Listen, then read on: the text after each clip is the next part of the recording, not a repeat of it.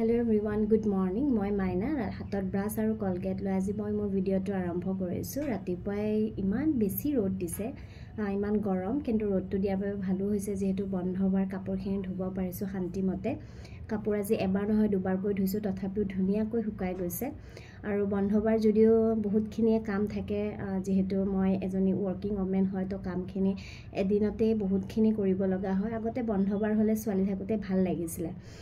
তাৰে মাজতে এটা আনাৰস আছিলে, বেয়াই হৈ গৈছে বহুদিন আগতে আনা। তাৰপিছত চাওকচোন আনাৰসটো কাটিব পৰা নাই, আৰু আনাৰসটো কাটি মাত্ৰ এইখিনিয়ে ওলাইছে, মানে বেয়াই ওলাইছে।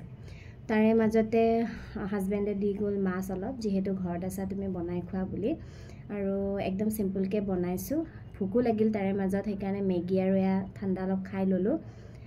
মূৰত হেনা লগাইছিলোঁ, হেনা লগাই কাম কৰি আছিলোঁ, আৰু গা পা ধুই আহি খাই বৈ পাকঘৰত সোমালোঁ।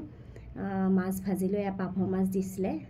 আজি একদম চিম্পলকৈ বনাইছোঁ, মানে বিলাহী আলু ধনিয়া পাত দি মাছৰ আঞ্জা বনালোঁ, আৰু ভাতকেৰেলা আলু ভাজিছিলোঁ।